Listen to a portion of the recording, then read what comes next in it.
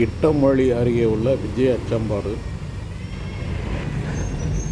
இது மெயின் ரோட்டடி குளத்தடி இடம். இதில் முதல் ஸ்கேனர்.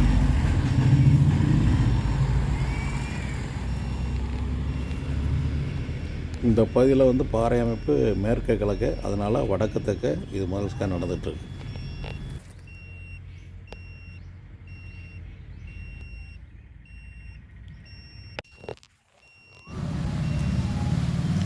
முதல் ஸ்கேனில் ரொம்ப சுமாரான ஒரு இடம் அடையாளம். இது ரெண்டாவது ஸ்கேன் அதே குளத்தடி இடத்துல.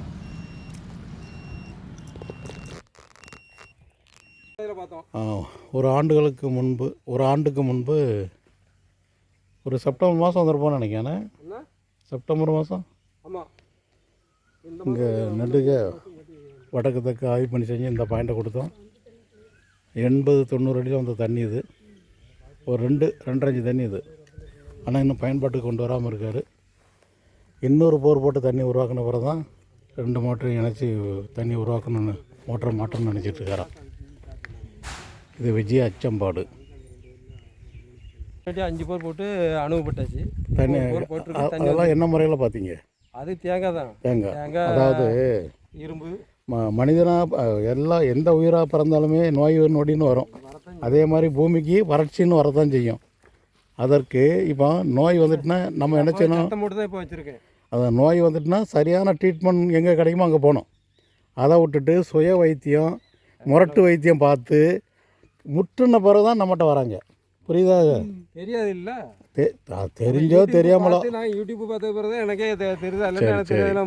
போன வருஷம் எனக்கு தெரியாது. சுய வைத்தியம், முரட்டு வைத்தியம் பார்த்து 5 போர் போட்டு ஃபெயிலியரான பிறகு தான் நம்மகிட்ட வந்தாங்க.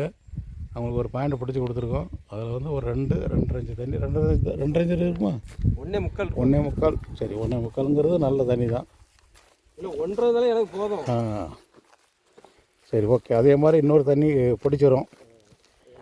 நம்ம பார்க்காத இடம் எதுன்னு சொல்லுங்கள், அதில் மட்டும் பார்ப்போம். பார்த்த இடம் வேண்டாம். ஏற்கனவே பார்த்துருப்போம்ல? இல்லை பார்க்கல சார். பார்க்காத இடத்த காட்டுங்க.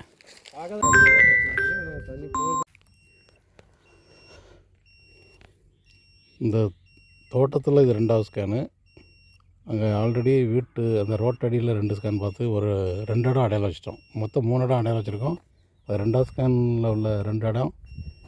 அதில் 2 இடமும் ஓரளவுக்கு நல்ல இடம். இங்கே முதல் ஸ்கேன்லேயும் ஒரு பாயிண்ட் அடையாளம் வச்சாச்சு. விஜய அச்சம்பாடை பொறுத்தவரை கிழக்கு மேற்கு பாறை அமைப்பு, அதனால் வடக்கு தெற்கு ஸ்கேன் பண்ணுறோம். இங்கே தண்ணி வர்றது ஃபுல்லாகவே 100 அடிக்குள்ளே வரக்கூடிய தண்ணி தான்.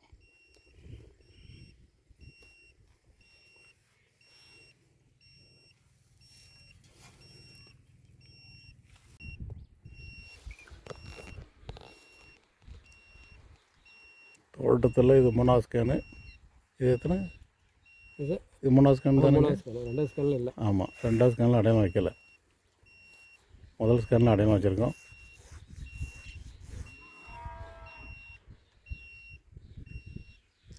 நானூறு அடி ஆழத்துக்கு ஸ்கேன் நடந்துகிட்ருக்கு.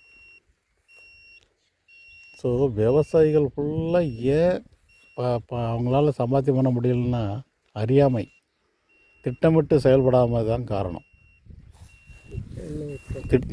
திட்டம்னா என்ன?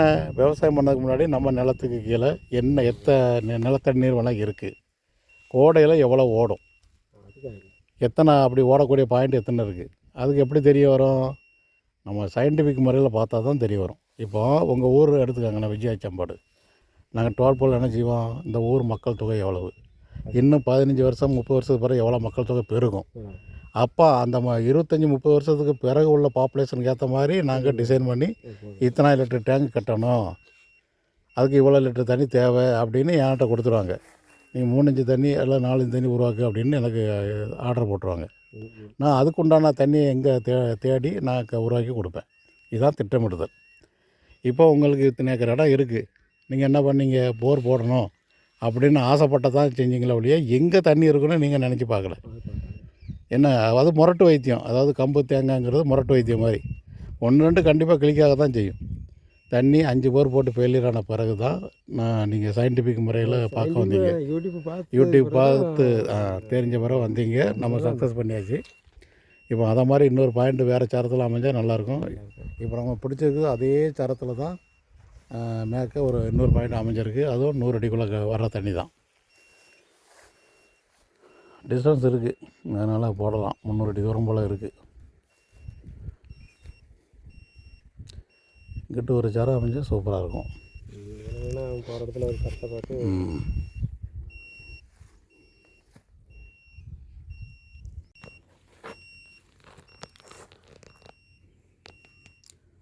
இது தென்னந்தோப்புக்குள்ளே இது 6ஆவது ஸ்கேன். ஏற்கனவே இங்கே ஆய்வு பண்ணி செஞ்சு ஒரு இடம் அடையாளம் வச்சோம். இது அடையாளம் மாறிட்டான். இப்போ இதில் ஒரு பாயிண்ட் வர வாய்ப்பு இருக்குது கண்டிப்பாக.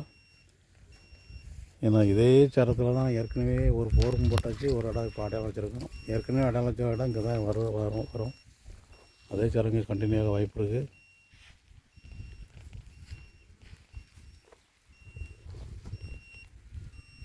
ஸோ நம்ம இங்கிட்டு வந்து ஏற்கனவே இங்கிட்டு ஒரு 4 ஸ்கேன் போல் பார்த்துருப்போம். இன்றைக்கி மட்டும் அங்கிட்டு 2 ஸ்கேன் பார்த்துட்டோம்.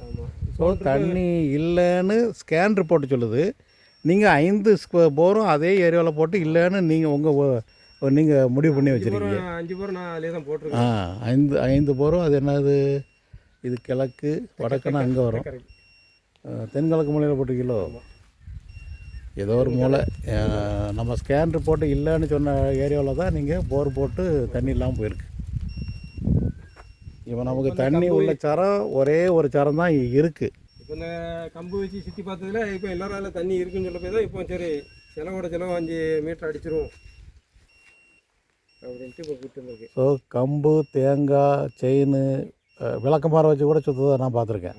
ஏன்னா அருவா, ஈக்கு, ஏன்னா இது பிளாஸ்டிக் குடத்தில் தண்ணி என்னென்னமோ காமிக்காங்க, நூலில் கட்டிக்கிட்டு.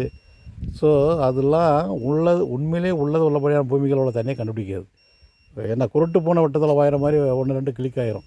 100 போர் போட்டால் 10 போராது வரும். நல்ல நேரம். ஆமாம், உங்கள் நேரம் நல்ல நேரமாக இருக்கணும், இடம் அமைப்பு அப்படி இருக்கணும். இது உள்ளபடி காட்டுது. நீங்கள் எந்த டிஸ்டர்பன்ஸும் இல்லை பூமி கீழே அப்படின்னா அது அதனுடைய வேலையை கரெக்டாக பெர்ஃபெக்டாக செய்யுது. இதுக்கு இடைஞ்சலுங்கிறது வந்து தண்ணி தொட்டி, செப்டி டேங்கு, கீழே உள்ள பைப்லைனு, கிணறு, இதுதான் இதுக்கு பெரிய இடைஞ்சல். ஏன்னா அதை நம்ம கவனமாக இருந்துட்டால் போதும், போர்வெல்ல ஃபெயிலியர் ஆக விடாமல் ஆக்கிடலாம். இந்த 6ஆவது ஸ்கேனில் இந்த பாயிண்ட் இங்கே வந்திருக்கு. இதுக்கு நேராக தான் இங்கே 3ஆவது ஸ்கேன் இங்கே இந்த தோட்டத்தில் பார்த்தது. அதாவது முதல் ஸ்கேன் தோட்டத்துக்கு மொத்தத்தில் 3ஆவது ஸ்கேன் பார்த்தாலும் இதுக்கு நேராக கிழக்கு அடையாளம் வச்சுருக்கோம். அதுக்கு நேராக கிழக்கு தான் போர்வெல் பாயிண்ட்டு, நான் ஏற்கனவே கொடுத்த பாயிண்ட்டு. ஸோ இங்கே சரங்கிறது கிழக்கு மேற்க. இது ஏறக்குறைய ஒவ்வொரு போருக்கும் இடைவெளி நல்லா இருக்குது. அதனால் இந்த இன்னும் 2 பாயிண்டில் ஏதோ ஒரு பாயிண்ட் மட்டும் தான் போடணும்.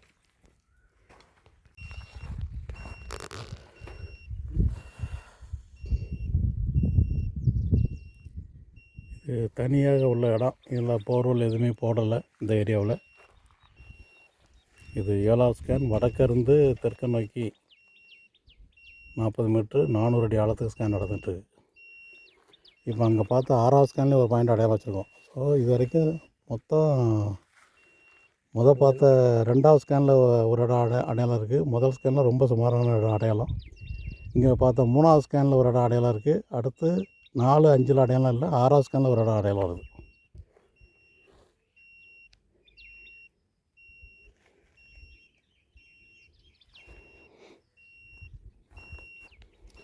இதில் கரெக்டாக கிழக்கு மேற்க பைப் லைன் கிடக்கல, சிமெண்ட் பைப் லைன்.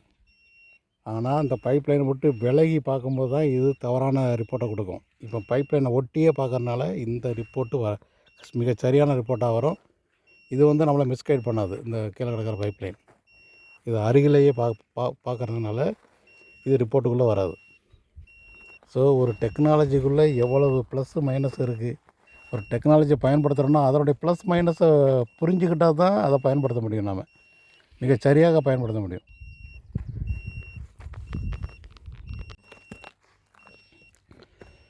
இது 8ஆவது ஸ்கேனு. தெற்கு நோக்கி 7வது ஸ்கேனில் ஒரு இடம் அடையாளம் வச்சுருக்கோம். 9வது மீட்டருங்கிற டிஸ்டன்ஸில் 60 மீட்டருங்கிற டெப்த்தை காட்டுது. அது 60 அடியாக இருக்க வாய்ப்பில்லை. 60 மீட்டர் 200 அடிக்குள்ளே அந்த வாட்டர் பாடி இருக்குது. 60 அடி ஆழத்துலேருந்து 200 அடி ஆழத்துக்குள்ளே. நல்ல ரிப்போர்ட் அது.